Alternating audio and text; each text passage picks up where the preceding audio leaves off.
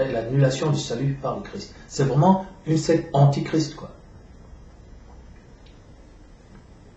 Dans les 2 jours qui suivaient, il me mettait à la porte, en plein Paris, parce que je lui ai dit, mais bon, franchement, mon frère, je ne connais pas Dieu, mais ce que tu fais là, c'est étrange. Il m'a dit, finalement, je crois que tu déranges ma spiritualité. Je n'ai pas bien fait de te recevoir chez moi. Le problème, c'est que je ne connaissais personne d'autre à Paris. Et le type était en train de me mettre à la rue. Je suis sorti sur les Champs-Élysées. Alors que j'ai erré du côté des Champs-Élysées, me demandais, maman, pourquoi tu m'as envoyé ici? Pourquoi j'ai fait tout ça alors? Pourquoi j'ai abandonné ma vie? Je ne veux pas y retourner. Qu'est-ce que je dois faire? Et c'est là que je vois un grand celui-là de 2 mètres, qui s'appelait Matt Jacobson. Or, c'est lui que le Seigneur avait envoyé pour me prêcher la nouvelle naissance. Or, c'était ça l'objectif. Il fallait quitter mon ancienne vie pour entrer dans celle que le Seigneur me promettait, en m'ayant convaincu que celle que je vivais jusqu'à présent était sans aucun sens et ne m'amenait qu'à la mort parce qu'elle ne tenait pas compte de la réalité. C'est-à-dire le monde spirituel, le monde invisible. Et que c'est ce monde-là qui était l'avenir de l'humanité. Impie, juste. Nous serons projetés dans cette réalité dans quelque temps. Il n'y aura plus que le Seigneur. Et avant ça, il n'y aura que Satan sur terre. Donc, on va voir que là où le monde vit comme des enfants qui jouent à Colin-Maillard dans la cour, à un moment donné, il y aura comme un coup de feu, tout le monde va retirer les rideaux, parce qu'on entendait un coup de feu, et là, il n'y aura qu'une seule réalité, le Créateur. Et là, il faudra rendre compte. Il y a le paradis, l'enfer, c'est tout.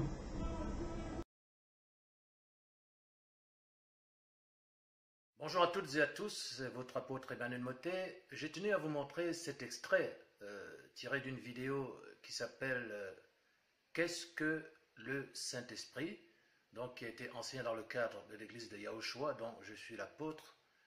Et donc je vous propose cet extrait parce qu'il présente un miracle extraordinaire, digne de la première église, et encore mieux, parce que là il s'agit d'une vidéo. Le Seigneur nous a habitués maintenant dans cette église qu'il a créée sur Skype afin d'atteindre le monde entier, où des églises de maison peuvent se connecter entre elles, et que les enfants de Dieu qui sont dispersés dans le monde entier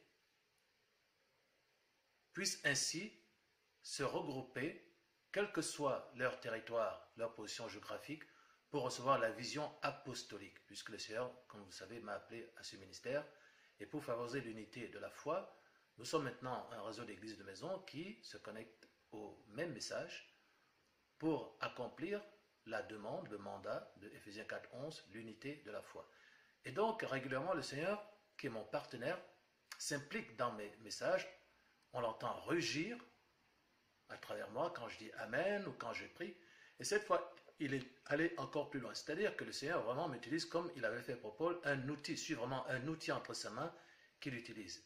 Et dans cette vidéo, qui dure 3 heures, je vous ai pris l'extrait où littéralement, il éteint le volume de ma voix pour faire entendre sa voix à lui directement. Comme on le disait dans le livre des Actes, où on disait le Saint-Esprit dit, mettez-moi à part Saül et Barnabas pour l'œuvre à laquelle je les appelais. C'est-à-dire que vous allez entendre la voix du Seigneur en direct. D'accord? Donc, je vous mets l'enseignement. Juste avant, la voix arrive à 1h37. Là, je vous mets l'enseignement, on est à peu près à 1h33. Comme ça, vous allez suivre tout le fil. Vous allez m'entendre dire d'ailleurs la même phrase. Et puis, vous allez entendre la même phrase au moment où je dis « Et l'Éternel dit ». Et là, tout à coup, le Seigneur éteint ma voix et il parle directement avec sa voix. Vous allez assister à ce miracle. Et cela est conforme à ce qu'il est écrit dans Marc 16, 15 à 20. Le Seigneur parle à ses apôtres, il leur dit « Allez par tout le monde et prêchez la bonne nouvelle à toute la création. Celui qui croira et qui sera baptisé sera sauvé, mais celui qui ne croira pas sera condamné. Voici les miracles qui accompagneront ceux qui ont cru. En mon nom, ils chasseront les démons, ils parleront de nouvelles langues, ils saisiront des serpents. S'ils boivent quelques breuvages mortels, il ne leur fera point de mal. Ils imposeront les mains aux malades et les malades seront guéris. Donc il y a toute une liste ici, exhaustive, pour démontrer la réalité de la foi. Et au verset 19, le Seigneur, après leur avoir parlé, fut enlevé au ciel et il s'assit à la droite de Dieu. Et le verset 20, c'est ce que vous allez voir dans cette portion de vidéo, Marc 16, 20, et ils s'en allèrent prêcher partout, c'est ce que je suis en train de faire dans cette vidéo. Maintenant, le Seigneur travaillait avec eux et confirmait la parole par les miracles qu'il a accompagnés. C'est ce que vous allez voir. C'est la journée que le Seigneur fait. Quel soit pour nous le sujet de l'allégresse. Amen. Nous tous qui le visage découvert contemplons, comme dans un miroir, la gloire du Seigneur, sa parole révélée, sa présence, comme vous l'avez vu dans ces vidéos, nous sommes transformés par la même image, pour avoir le même comportement, de gloire en gloire, comme par le Seigneur l'Esprit. Le Seigneur c'est l'Esprit, l'Esprit c'est le Seigneur. Amen. 4 évidences apparaissent, donc, constituant le tronc de cette réponse. Premièrement, le Saint-Esprit égale le Seigneur. Dans Jean 14, 18 à 20, il dit, je ne vous laisserai pas orphelin, je viendrai à vous. Encore un peu de temps, le monde ne me verra plus, mais vous me verrez, car je vis et vous vivrez aussi. Alléluia. En ce jour-là, vous connaîtrez que je suis en mon Père, vous le connaîtrez. Vous en ferez une expérience sensorielle, émotionnelle, intellectuelle, physique, vous connaîtrez, comme un homme connaît une femme. Amen. Vous avez entendu ça? Comment le Saint-Esprit rugit dans les Amen? Vous me verrez. Tout à l'heure, il va aller plus loin. Dans ce ministère. Il va imposer sa voix directement. Je suis bien sur la côte que c'est bien lui qui a voulu le ministère dans la vidéo, que vous êtes bien des églises de maison, que c'est ce qu'il a voulu. Il a tout confirmé. Il a confirmé tout ce que nous faisons ici. Il a confirmé aussi notre manière de rejeter ce qui ne veut pas se soumettre à sa volonté parfaite qui est exposée dans ce ministère légal. Il a confirmé le principe de l'église légale versus l'église illégale. Il a tout confirmé jusqu'à maintenant. C'est clair. Si quelqu'un a eu un rêve contraire, qu'il nous le dise. Et des visions, le Seigneur dit non. Tout ça, il faut qu'il le dise. Hein? Comme ça, on va tous aller s'agenouiller et se repentir. Ok? Mais jusqu'à présent, il a confirmé tout ce que nous avons fait. Vous êtes vous-même la lettre de recommandation de ce ministère dans vos églises de maison.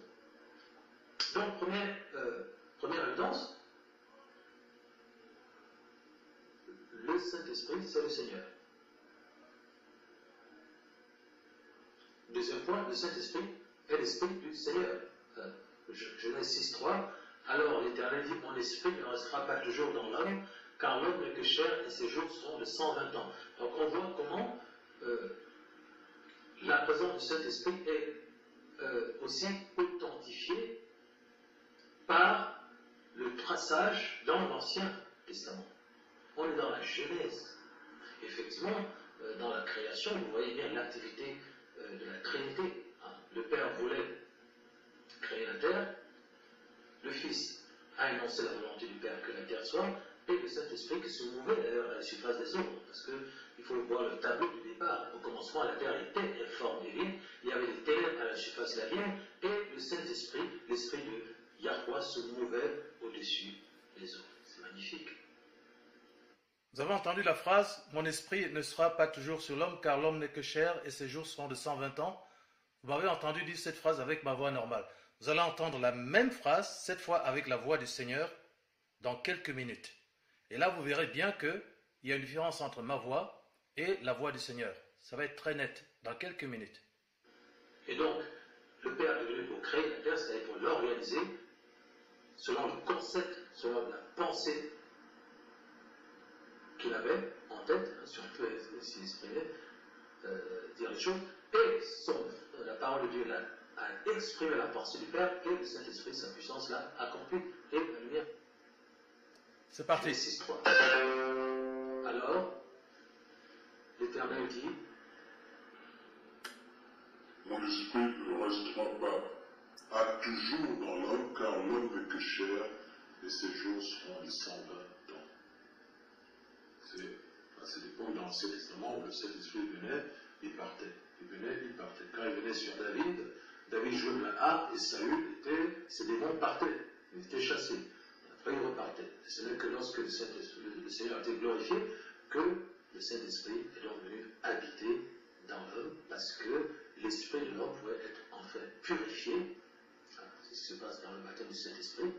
Vous passez de la mort à la vie, votre esprit est purifié. D'accord? Maintenant, il reste votre cœur qui, par le travail spirituel, doit être transformé pour acquérir la ressemblance et l'image du Fils de Yahweh. Vous avez vu? Donc, l'image n'est pas coupée. Hein? C'est comme s'il baisse le volume de ma voix pour faire entendre la sienne de manière distinctive. Et vous voyez comment progressivement ma voix naturelle revient.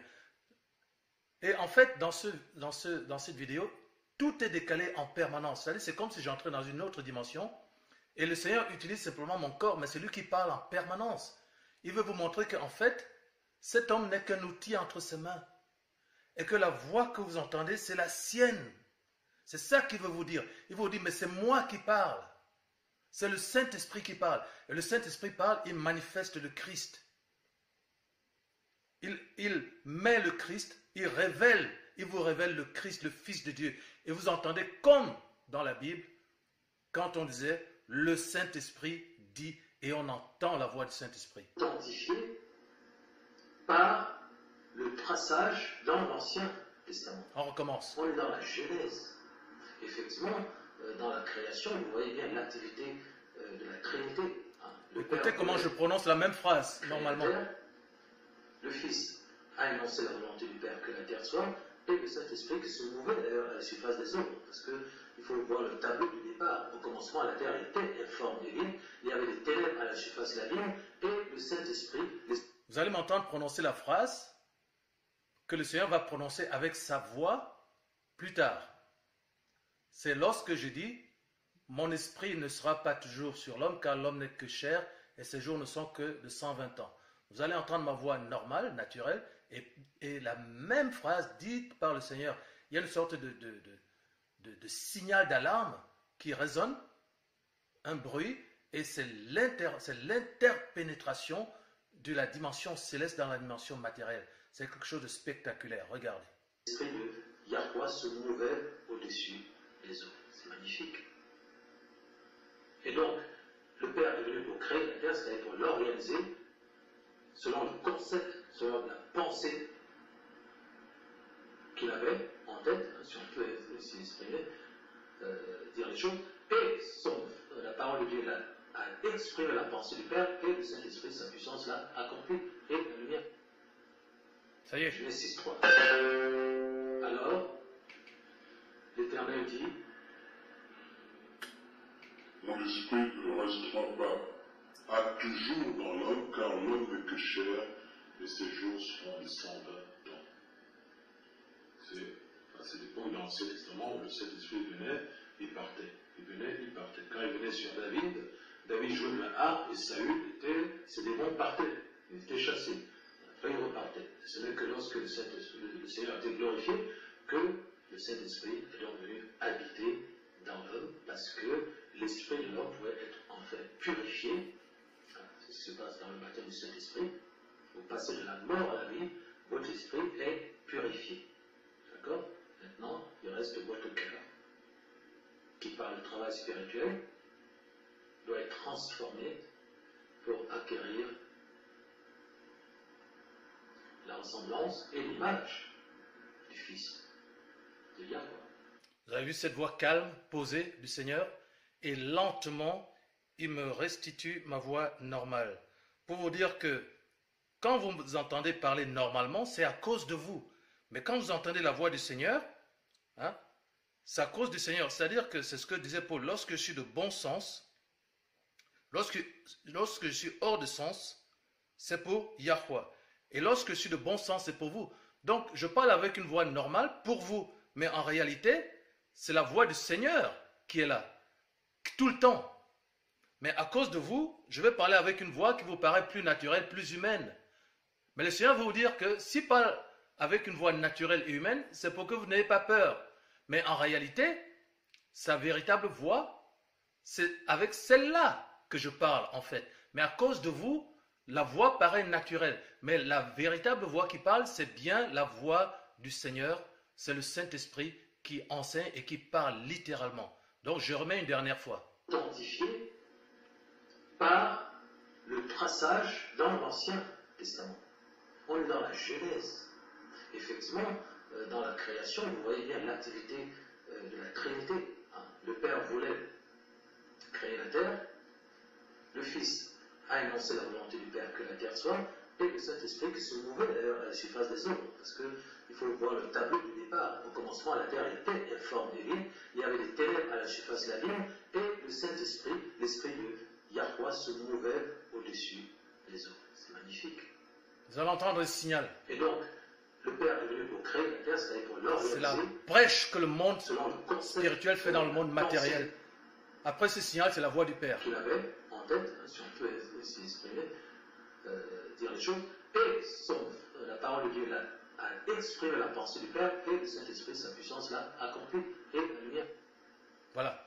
Genèse 6.3. Alors, l'Éternel dit, mon esprit ne restera pas à toujours dans l'homme, car l'homme n'est que chair, et ses jours seront les 120 ans. C'est à cette époque, dans l'Ancien Testament, où le Saint-Esprit venait, il partait. Il venait, il partait. Quand il venait sur David, David jouait de la harpe, et Saül ses démons partaient. Il était chassé. Après, il repartait. Ce n'est que lorsque le Seigneur a été glorifié que le Saint-Esprit est donc venu habiter dans l'homme, parce que l'esprit de l'homme pouvait être en fait purifié. C'est ce qui se passe dans le baptême du Saint-Esprit.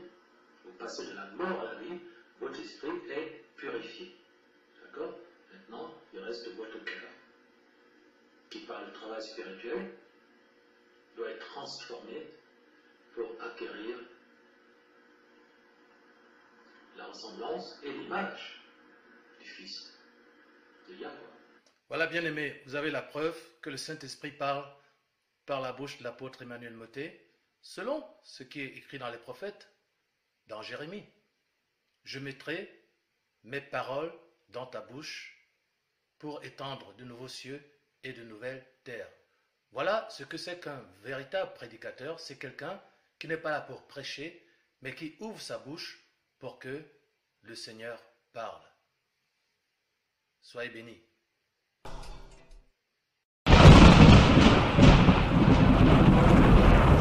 In the beginning, God created the earth. Earth was formless and void, and there was darkness on top of the pit. At the end of the whole process, God said, "Let us make man into our image, after our likeness." That man has been sucked in the earth ever since, but he was never identified. Ladies and gentlemen, it's about time for us to produce.